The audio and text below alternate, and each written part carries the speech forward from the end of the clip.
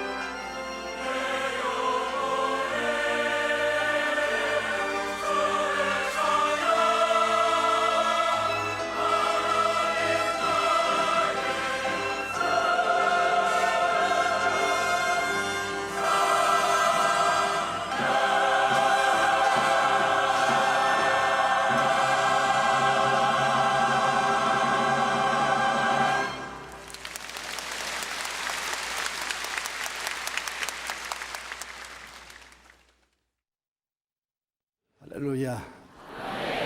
옆에 계신 분들에게 주님이 당신을 사랑하십니다 인사해 드리십시오. 제게도 사랑을 좀 주십시오. 고맙습니다. 할렐루야. 감사와 찬양의 위력이라는 제목으로 오늘 은혜를 나누고자 합니다. 전 세계 어느 나라 어느 민족에 가도 어린아이가 태어나서 말을 배울 때쯤 되면 어머니가 꼭 가르치는 말이 있어요. 엄마, 아빠라는 말을 먼저 가르치고 그 다음에는 고마워요, 감사해요. 꼭 뭘 주면서 고마워요, 감사해요. 그럼 애도 따라서 고마워요, 감사해요. 그렇게 말하는 것입니다.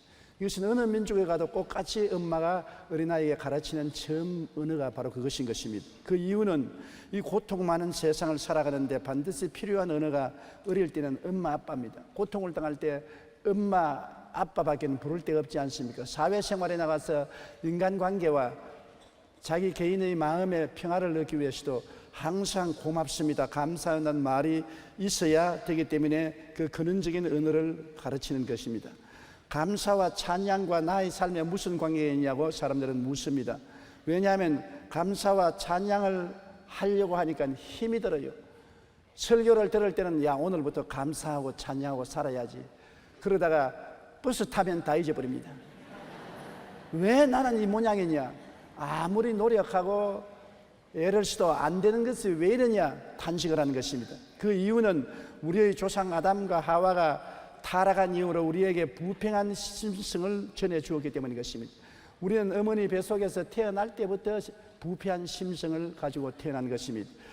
로마서 1장 21절에 하나님을 알되 하나님을 영화롭게도 아니하며 감사하지도 아니하고, 하나님을 영화롭게도 아니하고 감사하지도 아니하니까 하나님이 지으신 만물을 영화롭게 생각하거나 감사하게 생각하지 않는 것은 당연한 이치인 것입니다.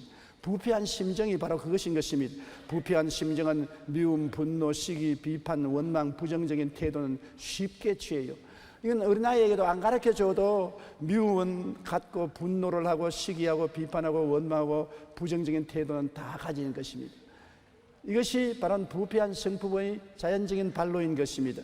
이와 같은 마음의 바탕에 불안, 행복, 평안, 기쁨 등은 거리가 멉니다. 나는 평안을 갖고 행복을 얻고 기쁨을 갖겠다고 하면서도 마음은 미움과 분노와 시기와 비판, 원망, 부정적인 태도를 가지고 있으면 행복과 기쁨이란 날개를 치고 도망치고 마는 것입니다. 물질이나 좋은 환경이나 지위나 명예 등 외부적인 조건이 행복을 가져오지 못합니다. 저는 요사이 나이를 먹어서 그런지 젊은 형제들을 만나면 하나님이 주신 한 시간 동안 행복하게 살아라고 늘 부탁을 합니다. 찡찡 짜고 울고 살지 말고, 미워하고 물고 찢고 싸우지 말고, 주어진 시간을 될 수 있으면 귀하고 행복하고 즐겁게 살아라고 말하는 것입니다. 그러나 행복하고 즐겁게 사는 것이 그냥 가만히 있어서 되는 것은 아닙니다. 사람들은 생각을 내가 서울대학을 나오고 하버드를 나오고 CEO가 되고 돈을 많이 벌고 지위나 명예나 권세나 부귀 영화를 가지면 행복하겠지라고 말하는데, 그것은 조건은 될지 몰라도 그 속에서 행복은 결코 없는 것입니다. 저는 세상에서 수백만 명을 만났습니다. 그 수많은 사람들 중에 굉장히 큰 부자들도 만나고 평범한 사람들도 많이 만났는데, 부자라고 해서 반드시 행복하고 권력이 갖다고 해서 반드시 기쁜 것은 아닌 것을 알았었습니다. 남미 같은데 대통령은 거의 저희 친구들입니다. 그런데 그들이 쿠데타를 당하고 또 쫓겨나가고 또 선거를 통해서 돌아오기도 하고 피투성이가 되고 가정이 엉망이 되는 것을 제가 내 눈으로 똑똑히 보았었습니다. 세계적인 긍정심리학자 마틴 셀리그만 박사는 물질이 주는 만족은 바닐라 아이스크림에 비유한다고 말했었습니다. 물질적인 기쁨이란 처음에는 아주 맛있지만 점점 녹아서 별 맛을 느끼지 못하게 되는 바닐라 아이스크림과 같다는 것입니다. 바닐라 아이스크림 참 맛있어요. 저도 이번에 하와이에서 집회하면서 나가서 아이스크림 사 먹었습니다. 그것도 우리 집사람 몰래 사 먹었어요. 절대 아이스크림 못 먹게 하기 때문에 몰래 아이스크림을 사서 몰래 먹으니까 더 맛이 있더라고요. 그런데 그 문제가 몇 번을 핥아 먹을 때는 맛이 있는데 조금 지나가면 혀가 그만 거기에 마비가 되어서 맛있는 것을 알 수가 없어요. 그냥 덤덤하고 마는 것입니다. 물질적인 세계의 행복도 그런 것입니다. 좋은 집을 짓고 좋은 옷을 입고 좋은 음식을 먹는 것 처음에는 굉장히 좋지요. 그러나 얼마 안 지나가면 그것이 보통이 되어버리고 시시하게 보이고 별로 감격이 없이 되어버리고 마는 것입니다. 여러분, 큰 인기를 얻고 성공을 거둔 연예인이나 수백만 달러의 연봉을 받는 운동선수나 권력을 한 손에 쥐고 있는 정책의 인사들 가운데 불행한 종말을 맞는 경우가 종종 있습니다. 화려하고 풍성한 생활 속에서 감사하지 못하고 오히려 알코올 중독이나 마약 중독으로 인생을 파멸시키는 사람들이 종종 있기 때문인 것입니다. 호주 시드니에서 조금 떨어진 남태평양 외딴 섬 나라가 있습니다. 바누아투 공화국입니다. 이 나라 인구는 19만 명의 문맹률이 85%나 됩니다. 1인당 국민소득은 3,000불도 되지 못합니다. 아주 가난한 나라인 것입니다. 그러나 영국의 신경제학 재단이 2006년에 발표한 행복지수 순위를 보면 세계 178개국 가운데 가장 행복하다고 국민들이 생각하고 말하는 나라가 바로 이 바누아투 공화국으로서 행복지수 1등을 얻은 것입니다. 참으로 이상한 일인 것입니다.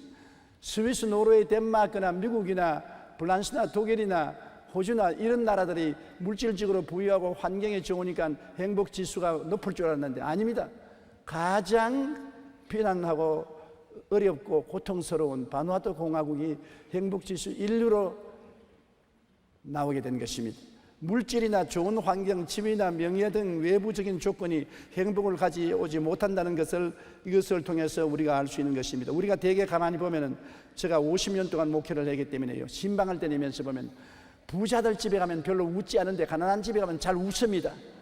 부자들은 근엄한 얼굴을 많이 가지고 점잖은 얼굴을 가지고 있지만 명쾌하게 웃지 않습니다. 그러나 가난한 집에 가면 대문에서부터 하하하 목사님 오세요. 무엇 때문에 그래 웃는지도 모르게 웃습니다. 아무런 삶의 부담을 느끼지 않고 웃는 것은 그들에게 행복을 가져오는 것입니다. 여러분, 그러므로 우리가 아무런 부담 없이 웃을 수 있는 것이 얼마나 큰 행복이고 좋은 것을 알아야 되는 것입니다. 예수 믿고 거듭나되 마음의 바탕이 변화되면 우리가 행복을 수용할 수가 있는 것입니다. 환경이 변화되는 것이 아니라 마음의 바탕이 변화되는 것입니다. 예수님을 믿고 거듭나서 마음의 바탕이 변화되면 비로소 환경도 감사히 받아들일 수가 있지, 마음이 변화되지 않은데 환경을 아무리 변화시켜봤자 소용이 없습니다. 돼지 소굴을 아무리 청소를 하고 요이브 자리를 깔아 놓아도 얼마 안 지나면 돼지 소굴로 변화되고 마는 것입니다. 마음이 변화되어야 되는 것입니다. 그렇기 때문에 우리가 이번에 기독교 교도소를 만드는 이유가 교도소에 한 번 갔다가 들어오면 또 들어가고 교도소가 전문 범죄인 만드는 교육 제작소가 되고 마는 것입니다. 그러므로 아예 교도소 내에서 마음의 변화를 받기 위해서는 기독교 교도소를 세울 수밖에 없다고 작정을 하고 우리 교회에서도 거금을 내어서 기독교 교도소를 곧 착공을 하는 것입니다. 교도소에 들어가서 회개하고 말씀 듣고 찬송하고 변화받아서 마음 바탕이 달라져야 교도소에 들어간 보람이 있지, 들어가서 더 악한 7 귀신이 들어와서 나오면 효과가 없게 되는 것입니다. 고린도후서 5장 11절에 그런즉 누구든지 그리스도 안에 있으면 새로운 피조물이라 이전 것은 지나갔으니 보라 새 것이 되었다. 이거 사람 힘으로 안 됩니다. 옛 사람은 지나가고 새 사람이 된다. 말은 쉽지 실제로 그게 잘 됩니까? 안 되죠. 하나님의 성령이 와서 우리 속에 이 역사를 일으켜 주셔야지요. 자력으로는 안 됩니다. 타력으로 많이 될 수가 있는 것입니다. 믿음, 소망, 사랑, 의, 평강, 희락이 넘치는 마음의 샘은 마음이 변화될 때 일어나는 것이지요. 마음이 변화되지 않은데 그런 샘물이 마음속에 솟아나지 않은 것입니다. 우리 마음에 믿음, 소망, 사랑, 의, 평안의 샘물이 솟아나기 위해서는 이 샘문을 여는 것이 바로 감사와 찬양인 것입니다. 감사와 찬양이 우리 마음에 감추인 샘물을 열어서 우리가 행복을 맛보고 그 샘물을 마실 수 있게 만들어주는 것입니다. 감사와 찬양은 마음의 미움을 제하여 주고 분노를 가라앉히고 우울증을 치료합니다. 잠언서 17장 22절 같이 한번 읽어보십시다. 마음의 즐거움은 양약이라도 심령의 근심은 뼈를 마르게 하는데, 마음의 즐거움은 양약입니다. 보통 좋은 약이 아닌 것입니다. 마음의 즐거워하면 몸속에 약공장이 막 돌아가는 것입니다. 온갖 좋은 약공장이 다 돌아가서 온 병을 치료하거니와 마음이 상하면, 근심을 하면 뼈조차 마르게 만드는 것입니다.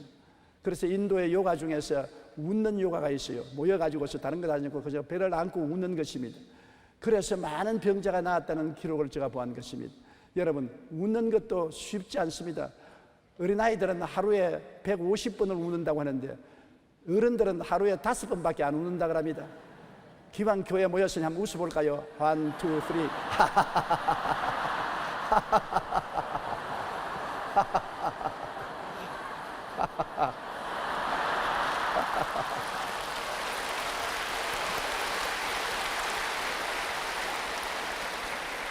좋은 일은 억지로 해도 괜찮다고, 웃는 것은 좋은 것이기 때문에 억지로 웃어도 우리 속의 신경은 진짜 웃는지 가짜가 웃는지 모른답니다. 그러므로 여러분, 할 수 있으면 많이 웃으세요. 저도 웃으려고 애를 많이 쓰지만 이것도 힘이 들더라는 것입니다. 캘리포니아 데이비스 대학교 심리학과 로버트 에먼스 교수와 마이애미 대학교 심리학과 마이클 맥클로프 교수는 공동 과제로서 연구를 해서 감사와 심리적 변화의 결과를 발표한 적이 있습니다. 거기에 보면 사람들이 감사하고 찬송하며 웃고 지나면 삶에 대하여 더 행복하다고 느끼게 된다는 것입니다. 그냥 있는 것이 아니라 감사합니다, 할렐루야, 찬양합니다. 그러면 내가 사는 것이 참 행복하다고 느끼게 된다는 것입니다. 낙천적인 성격으로 변화됩니다. 늘 마음이 우울하던 사람이 즐거워하게 되고 낙천적인 성격으로 변화되고 활력이 넘치는 생활을 하게 되었다는 것입니다. 열정적으로 일하게 되었으며 결단력이 강해졌고 유머 감각이 생겨났고 힘든 일을 처리하는 데 자신감이 생겨났다고 말한 것입니다. 감사를 하고 즐거운 마음을 갖게 되면 운동을 더 열심히 하게 되고 숙민을 취하게 되었으며 눈에 띄게 건강이 좋아지고 인생의 목표가 뚜렷해졌으며 그것을 이루기 위한 노력을 하게 되었고 타인을 돕는 데 적극적이 되었으며 관대하고 친절한 사람이 되었고 부자에 대해서 시기 원망이 사라졌다고 말했습니다. 이거 참 희한한 기적이지요. 우리가 대개 부자 보면 지가 뭐 잘났다고 건방지게 이거 더러워서 못 살겠네, 그런 말을 하는 것입니다. 부자가 여러분 공짜로 부자가 되면 그런 욕을 얻어먹어도 좋지만은 실제로 부자 되려면 애를 많이 써야 됩니다. 왜 내가 그 말을 하냐면 50년 목회를 하고 뒤를 돌아보는데 많은 사람이 저를 보고 욕을 많이 해요. 큰 교회 세웠다고. 교회당을 크게 세우고 수많은 교인들을 불러 모으고 지가 잘난 체하고, 잘난 체도 안 합니다. 나는 교회가 내가 키웠나요? 하나님이 키워주셨는데 게으르게 놀고 교회가 키워지지는 않는 것입니다. 진실로 여러분, 하나님 앞에 정직하게 말씀드리거니와 50년 목회 동안에 한 번도 휴가를 가본 적이 없습니다. 교회에 목숨을 내어 걸고 일을 해야 교회가 성장하지요. 일 안 하고 교회가 성장할 수가 있는 것입니까? 부자도, 참된 부자는 죽도록 뼈가 부러지게 일을 해야 부자가 되지, 가만히 있는데 누가 돈 갖다 줍니까? 돈 갖다 주는 것이 없습니다. 자본주의 사회에서는 공정 경쟁을 통해서 정부가 공정 경쟁만 하게 해주고 전부 열심하고 근검하고 전략하고 애쓰며 노력해야 부자가 될 수 있죠. 그런데 비아냥거리다가도 우리가 감사하는 생활을 하고 마음이 긍정적이 되면은 부자도 부자 될 만하니까 부자 되었지, 감사하다고 그렇게 생각해야 되는 것입니다. 부자가 자기만 먹고 산다면은 고생할 것 없어요. 부자 한 사람 밑에 수십만 명, 수백만 명이 밥을 먹고 사는 것이니까 그것을 생각해야 돼요. 여러분, 우리나라도 부자들이 많이 생겨나야 되는 것입니다. 여러분들 다 부자 되어야 되는 것입니다. 그건 왜냐? 여러분만 먹고 살지 말고 여러분 밑에 20명, 30명, 100명, 200명, 1000명씩 먹여 살려야만 되는 것입니다. 그래야 부자의 효과가 있지요. 이래서 우리 하나님이 우리나라를 축복해 주시면 많은 부자들이 생겨나는 것입니다. 다 부자는 될 수 없지요. 다 그런 능력을 있는 것은 아닌 것입니다. 돈 버는 능은 선택된 사람들이 돈을 벌 수 있기 때문에 돈을 벌어서 나눌 수 있게 만들어만 주면 되는 것입니다. 정부에는 이런 도움을 베풀면 되는 것입니다. 그리고 마음에 기뻐하고 즐거워하면 일을 체계적으로 하게 되었고 보다 창조적이고 열린 시각으로 상황을 보게 되며 어려운 상황에 더욱 탄력적으로 대처하게 되었고 스트레스에 강해지고 가족관계가 돈독해지고 신앙심이 깊어졌다고 말하는 것입니다. 감사와 찬양이 이런 큰 인격적인 변화를 가져오는 것입니다. 죄와 벌, 카라마조프의 형제들을 쓴 러시아의 대문호 돌스토옙스키의 삶은 어릴 때부터 고통의 연속이었습니다. 어린 시절에 아버지가 살해당하고 고아로 자랐습니다. 청년 시절에 혁명당 활동을 하다가 소련 황제에게 잡혀서 사형승으로 받고 시베리아로 유학 가서 말로 다 할 수 없는 고통의 시절을 보냈었습니다. 그러고 난 다음 시베리아에서 해방돼 나오고 난 다음 결혼을 했는데 얼마 있지 않아 아내가 또 병들어 죽었습니다. 그래서 천신만고를 겪어서 다시 재혼을 했는데 최다를 낳았는데 최다가 또 병들어서 죽어버렸었습니다. 그러고 난 다음 설상가상으로 간질병에 걸려 평생을 고통당하며 살았습니다. 그러나 그는 자신의 질병을 거룩한 병이라고 불렀었습니다. 원망하지 않았었습니다. 도스토옙스키는 모든 일에 감사했었습니다. 감사를 안 하고는 정신적으로 견딜 수가 없었기 때문에 감사를 통해서 그 신앙이 더 굳어지고 깊어졌다고 말한 것입니다. 그러고 난 다음 그 고통 속에서 적은 책들이 오늘 역사에 남아있는 불후의 명작들이 되어서 죄와 벌이라든지 카라마조프의 형제들이라든지 이런 책들은 오늘날도 온 세계 사람들에게 찬양을 받고 있는 것입니다. 고통이 그를 파멸시킨 것이 아니라 고통 가운데 오히려 하나님께 감사하고 찬양한 것이 오히려 고통을 좋은 기회로 삼아서 승리의 발판을 만들어준 것입니다. 여러분 잘 아는 솔제니치는 시베리아 정치 수용소에서 11년의 고통 가운데 암이 걸려서 죽음에 이르자 예수님을 믿고 구사일생으로 살아나게 된 것입니다. 그는 추록한 후에 수용소의 참상을 폭로하는 소설인 수용소 군도를 써서 1970년 노벨 문학상을 받았습니다. 이 책 속에서 솔제니치는 감방이여 고맙소라고 고백하면서 하는 말이, 내가 시베리아 감방에서 11년 동안 갇혀 있지 않았었으면 결코 수용소 군도란 책을 짓지 않았을 것이요, 그 다음 노벨 문학상을 타지 못했을 것이라는 것입니다. 역경이 오히려 축복으로 변화된 것입니다. 그것은 바로 주 예수를 믿고 감사할 줄 아는 삶을 가졌기 때문에 역경을 극복할 수가 있는 것입니다. 역경을 당하여 원망, 불평, 탄식하면 뼈가 마르게 되고 죽게 되는 것입니다.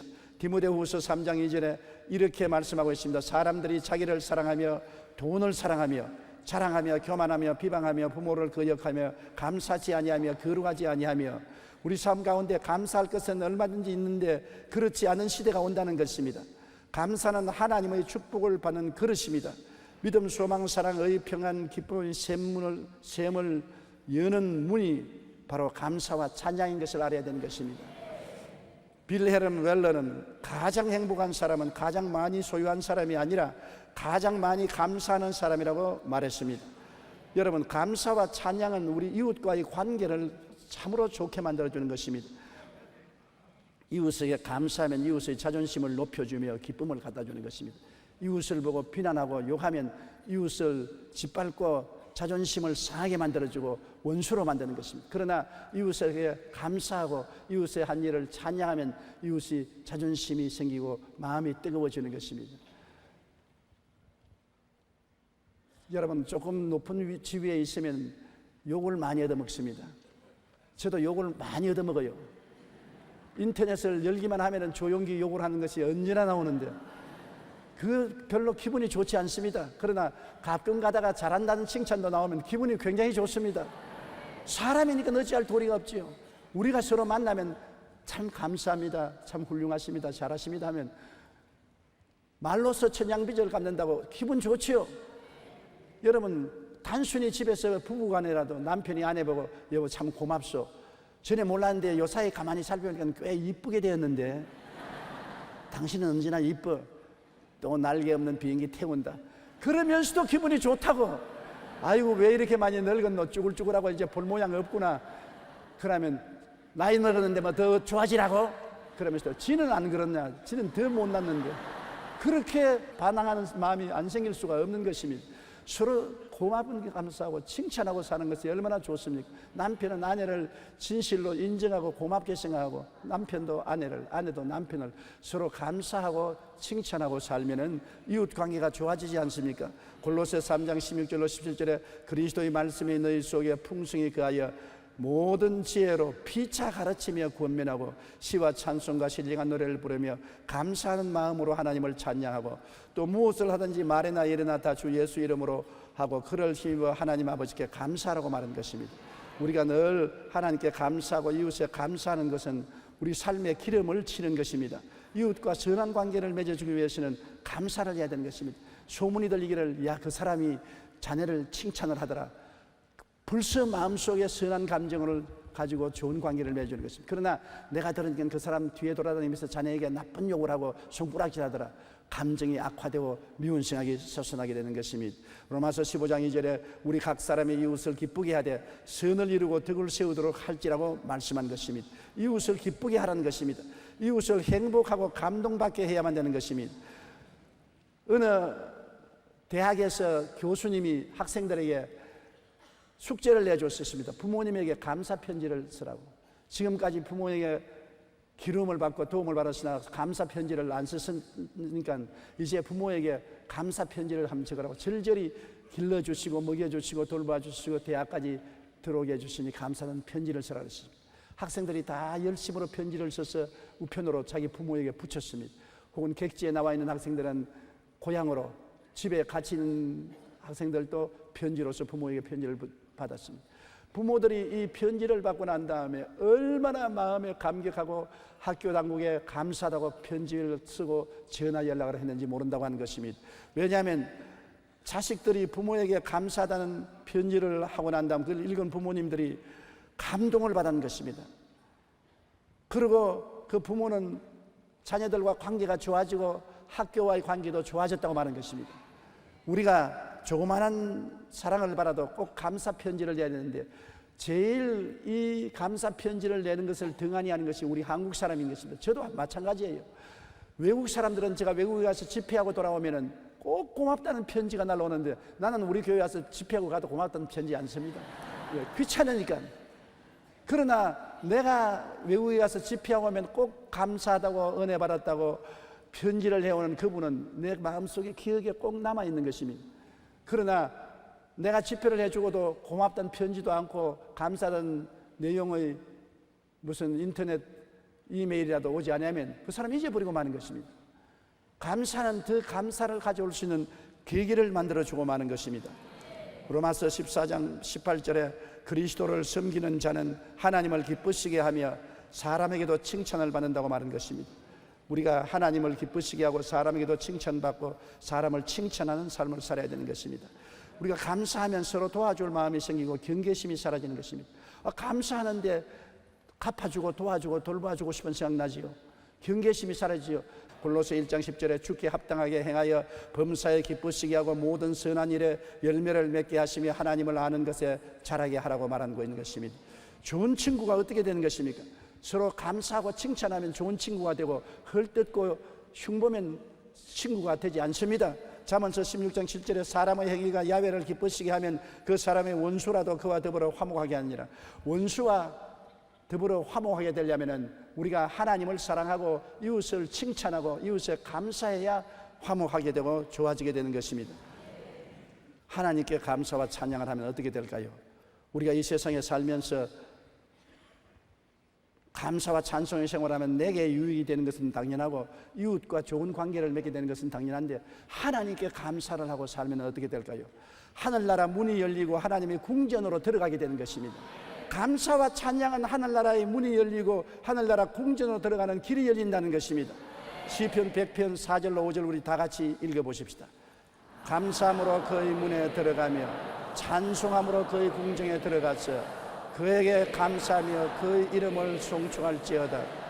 야훼는 선하시니 그의 인자심이 영원하고 그의 성실하심이 대대에 이르리로다. 아멘.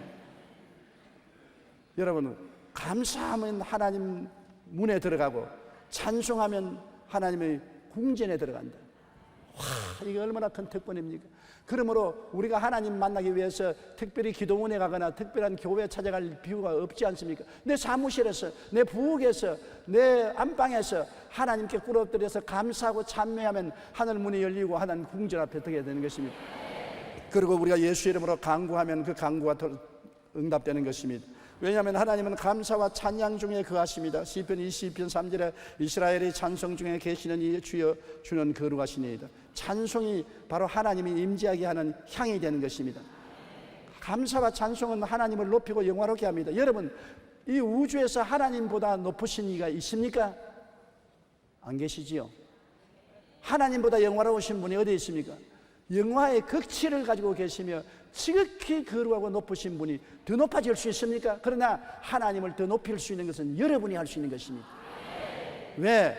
하나님을 감사하고 찬양하면 하나님이 존귀를 받고 영화로움을 느낀다는 것입니다. 최고로 영화로우신 하나님을 더 높이고 더 영화롭게 하는 길이 감사와 찬양의 길인 것입니다. 아무도 하나님을 더 이상 높일 수가 없고 더 영화롭게 할 수 없습니다. 그러나 여러분이 할 수 있습니다. 감사와 찬양을 하면 하나님이 정말로 더 높아진 마음의 고향함을 가지고 더 영화로움을 느끼게 되는 것입니다. 시편 50편 23절에 감사로 제사를 드리는 자가 나를 영화롭게 하나니 그의 행위를 옳게 하는 자에게 내가 하나님의 구원을 보이려고 말한 것입니다. 감사와 찬송을 하면 하나님이 영화로움을 느끼지요. 여러분 자녀들이 부모에게 와서 감사를 하면 여러분 마음이 화끈해지고 마음이 뜨거워지면서 참 자식 잘 기르었다, 더 잘 돌봐줘야 되는 영화로운 마음이 생기고 도와줄 마음이 생겨나지 않는 것입니까? 시편 104편 33절에 내가 평생토록 야훼께 노래하며 내가 살아있는 동안 내 하나님을 찬양하리로다. 그래서 하나님을 영화롭게 하면 하나님께서 우리에게 아낌없이 도와줄 것은 당연한 이치 아닙니까? 여러분 아무리 내 뼛속 살에서 나온 자식이라도 늘 원망하고 불평하고 탄식하면 여러분 도와줄 마음이 생기겠습니까? 하나님의 구원과 도우심의 팔을 뻗으시는 것은 찬송을 통해서 그렇게 하는 것입니다. 사도행전 16장 25절로 26절에 바울과 실라가 복음을 전하다가 빌립보 감옥에 갇혀서 판밤중에 차고에 차인 채 온 몸은 맞아 상처가 입어 아프고 빈대벼룩이 들끓는 곳에서 하나님께 감사와 찬양을 부르니까 하나님이 얼마나 감동을 하시고 영화로움을 느끼든지 빌립보 옥터를 자꾸 흔들어 버리셨습니다. 거대한 진동이 일어나고 지진이 일어나서 옥문이 다 열려버리고 차고가 다 끌려버리고 그들은 해방과 자유를 얻게 된 것입니다. 감사와 찬양이 해방과 자유를 가져오는 것입니다. 원망과 불평은 불행과 우울증과 고통으로 묶어놓지만은 감사와 찬양은 자유와 해방을 가져오고 영혼이 잘되고 범사가 잘되며 강건하고 생명을 얻되 풍성히 얻게 만들어 주시는 것입니다. 그러므로 감사와 찬양은 굉장히 우리를 자유롭게 하는 힘이 있는 것입니다. 하나님을 기쁘시게 하는 향기는 무엇이겠습니까? 우리가 원망하고 불평하면 입에서 연기가 나오는 것입니다. 옛날에 우리 어릴 때 여우 잡으러 가면 여우 굴에다가 생나무를 끄다가 내리 불을 찌르면 여우가 코가 아파서 견딜 수가 없어서 튀어나오면 몽둥이로 때리 잡았어요.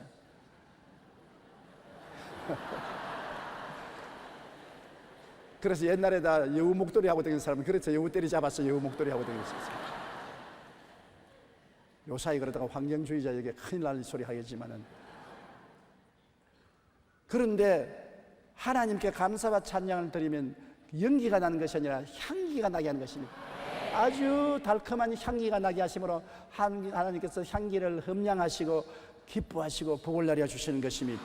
시편 69편 30절로 30절에 내가 노래로 하나님의 이름을 찬송하며 감사함으로 하나님을 위대하시다 하리니 이것이 곧 뿔과 굽이 있는 황소를 드림보다 야훼를 더욱 기쁘시게 함이 될 것이다.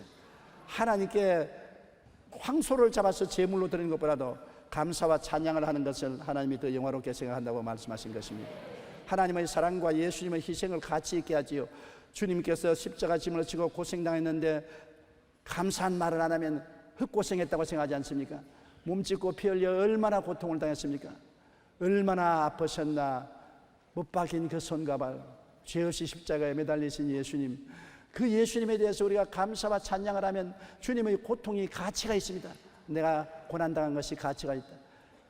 부모가 애를 써서 자식을 낳고 난 다음에 자식이 응아하고 울고 나오면 고루한 그 어머니의 고통을 잊어버리고 고루한 것을 보람있고 가치 있게 생각하는 것과 같이 하나님의 우주를 지으시고 인생을 만드시고 예수님이 우리를 구원하기 위해서 십자가에 고난당한 것을 가치 있고 보람되게 만들기 위해서는 감사를 해야 되는 것입니다. 히브리서 13장 15절에 그러므로 우리는 예수로 말미암아 항상 찬송의 제사를 하나님께 드리자. 이는 그 이름을 증언한 입술의 열매라고 말했었으며 데살로니가전서 5장 16절로 18절에 항상 기뻐하라, 쉬지 말고 기도하라, 범사에 감사하라. 이것이 그리스도 예수 안에서 너희를 향하신 하나님의 뜻이라고 말씀한 것입니다. MJ 라이언은 감사라는 책에서 인생을 변화시키는 감사의 힘에 대하여 이렇게 말합니다. 감사하면 기쁨이 넘치며 언제나 생기가 있고 우울증이 치유된다. 감사하면 건강해지고 걱정 근심이 없어지며 매력적인 사람이 되고 고통과 분노가 사라지며 부족함을 받아들일 수 있다. 감사하면 공허하지 않으며 지금 이 순간이 소중하게 되고 상처받더라도 사랑하며 무엇이든지 나누어 주고 싶어진다.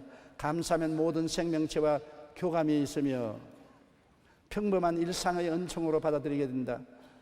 초대교회의 교부였던 크리스토스톰은 사람에게는 근본적인 죄가 하나 있는데 그것은 감사하지 않는 죄라고 말했습니다. 영국의 격언에는 지옥이란 감사할 줄 모르는 사람들이 가득 찬 곳이고 천국이란 감사할 줄 아는 사람들로 가득 찬 곳이라고 말했었습니다. 템플턴 상으로 유명한 존 템플턴은 그의 책 열정에서 감사의 생활을 실천할 것을 당부하고 있습니다. 첫째, 감사할 대상을 찾아 칭찬하고 감사의 마음을 전하라. 둘째, 우리가 열망하는 좋은 일이 실제로 일어나기 전에 미리 감사부터 먼저 하라. 셋째, 우리에게 닥치는 문제와 도전 과제에 감사하라고 말하는 것입니다. 감사와 찬양은 내 자신의 삶을 행복하고 발전적으로 변화시키고 성공적인 삶으로 이끌며 이웃과 함께 협력하며 잘 살게 만듭니다. 그러나 그 무엇보다도 하나님과 우리 주 예수님을 기쁘시게 하고 영원하게 하는 것이 감사 찬양을 하는 삶인 것입니다. 그러므로 감사와 찬양의 삶은 손해날 것이 하나도 없습니다. 내 개인에게도 플러스가 되고 이웃과의 관계에도 플러스가 되고 하나님 아버지와 예수님께는 더 큰 플러스가 되는 것입니다. 이것을 우리가 힘써 해야 되겠는데 못하게 하는 것이 바로 마귀인 것입니다. 성령은 감사와 찬양을 하라고 말합니다. 마귀는 원망과 불평과 탄식을 하라고 하는 것입니다. 내 환경에 처해 보십시오. 내 위치에 처해 보십시오. 내가 어떻게 감사 찬양할 처지가 됩니까? 여러분, 처지가 안 되니까 더욱 감사하고 찬양해서 그런 처지가 되도록 만들어야 되는 것입니다. 감사와 찬양은 여러분에게 좋은 선물을 가져오지만 원망과 불평은 여러분에게 수렁을 만들어 놓고 마는 것입니다. 항상 기뻐하고 쉬지 말고 기도하고 범사에 감사하는 여러분 되시기를 주님 이름으로 축복합니다. 우리 고개 숙여 기도드리겠습니다.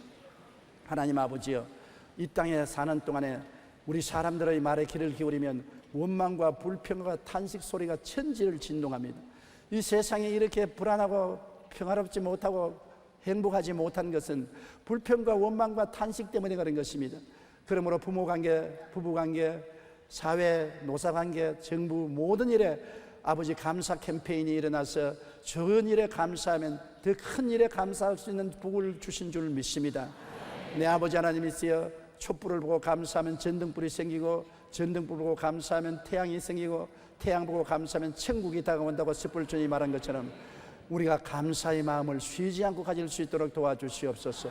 감사할 거리가 없으면 감사할 거리를 만들어서라도 감사하게 도와주시옵시고 우리가 자세히 찾아서 감사할 것을 과거나 현재에서 발견하여 감사하게 도와주시옵소서. 적은 감사가 점점 30배, 60배, 100배로 커져서 큰 기쁨과 행복의 샘물이 터지게 할 줄로 믿사옵고 예수님 이름으로 기도합니다. 아멘. 잠시 동안 고개 주시기 바랍니다. 여러분 가운데 아직 예수를 믿지 않은 사람은 마음이 캄캄합니다. 마음에 흑암의 세력이 점령하고 있으므로 어디서 와서 왜 살며 어디로 가는지도 모르고 무엇 때문에 감사하고 살아야 될 이유도 없는 것입니다. 내 인생의 삶의 목표가 뚜렷해지려면 예수님을 믿고 구원을 받아야 되는 것입니다. 난 아직 예수 믿지 않아요. 타락했어요. 나도 예수 믿고 구원받고 삶의 의미와 가치와 목적을 알고 감사하며 살기를 원하니 기도해 주십시오 하시는 분은 대강당, 텔레비실, 지교회, 지성전, 기도처, 인터넷 앞에서 일어나 주시기 바랍니다. 이 시간에 일어나 주십시오. 여러분이 앉아서 숨어서 구원을 받지는 못합니다. 일어나서 담대하게 신앙 고백을 해야 되는 것입니다. 텔레비 앞에서나 인터넷 앞에서 일어나도 좋습니다. 이 시간에 일어나 주십시오. 일어나신 여러분은 소리 내어서 이 기도를 따라해 주시기 바랍니다. 사랑하신 하나님, 저는 죄인입니다. 어디에서 와서 왜 살며 어디로 가는지 알지 못하고 방황하며 살았습니다. 오늘 하나님의 부르심을 받고 믿음으로 일어났습니다. 예수님의 십자가 보혈로 저를 씻어 주시옵소서. 저를 위하여 죽으시고 저를 위하여 부활하신 예수님을 제 구주로 모셔드립니다. 지금부터 영원토록 주님과 함께 살겠습니다. 하나님은 내 아버지가 되셨습니다. 예수님은 나의 구주가 되셨습니다. 저는 하나님의 자녀가 되었습니다. 저를 구원해 주시니 감사합니다. 예수님의 이름으로 기도드리옵나이다. 아멘. 주님의 이름으로 환영합니다. 결심 카드를 적어서 연보함에 넣어주시고 예배가 필요한 후에 환영 후에 꼭 출석해 주시기 바랍니다. 오늘은 예수님이 십자가에 못 박여 몸을 찢고 피를 흘려서 우리를 구원하신 은혜를 기념하는 시간인 것입니다. 여러분, 예수님께서 몸을 찢어 주시고 피를 흘려 주셔서 값없이 그 몸을 먹고 피를 마심으로 우리는 하나님의 생명을 받게 된 것입니다. 주님의 은혜는 값을 주고 살 수가 없습니다.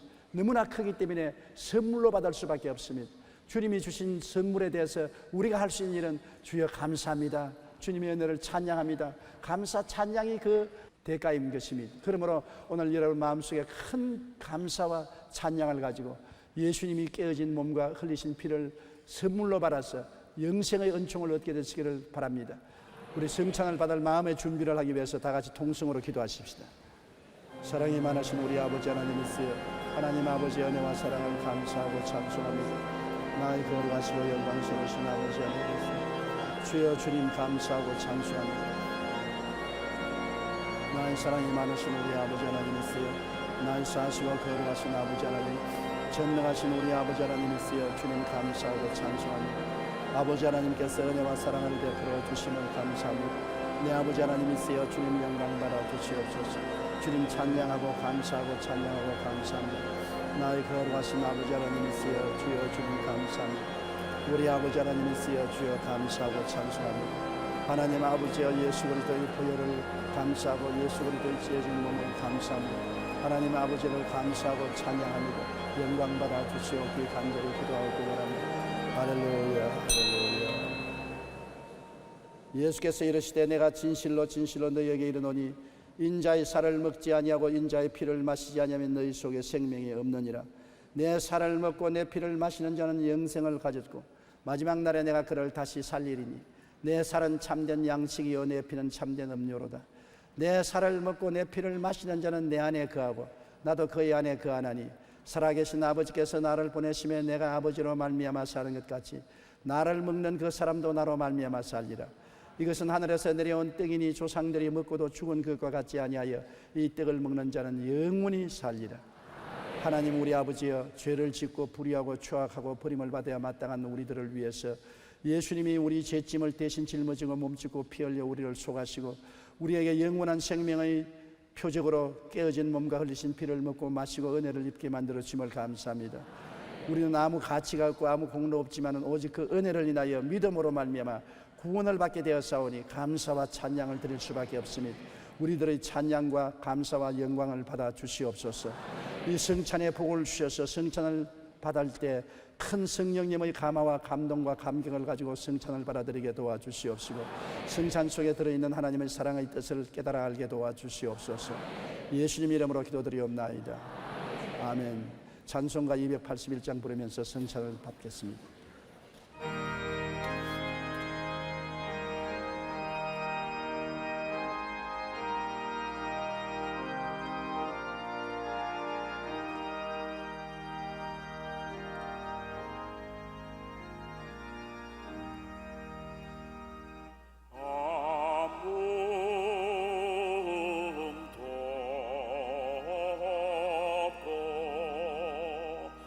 거룩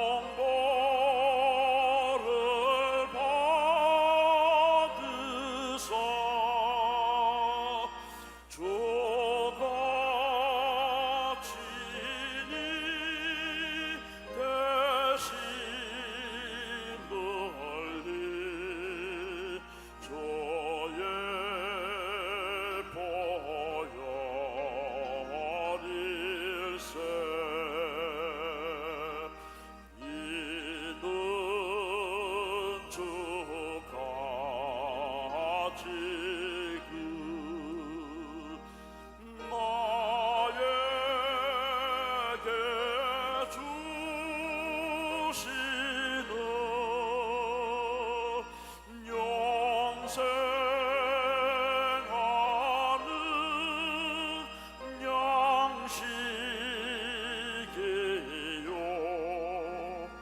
마시는 잔일세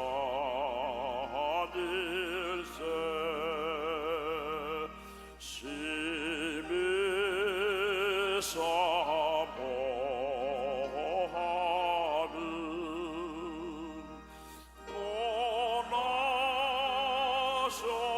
떠나셨던 주님 속히 세상 다시 올 때 반가이 뵙겠네. 우리 그때까지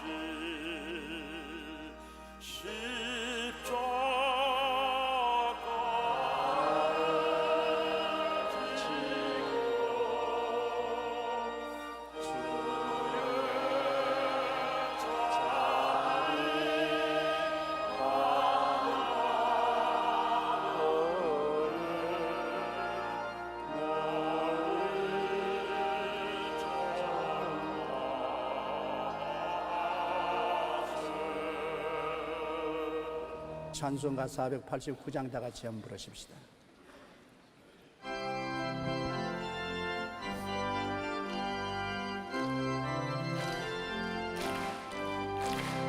세상 모든 평판을 흔들어 약한 마음 낙심하게 될 때에 내려주신 주의 복을 세어라. 주의 크신 복을 내가 알리라. 받은 복을 내어보아라. 크신 복을 내가 알리라. 받은 복을 세어보아라. 주의 크신 복을 내가 알리라.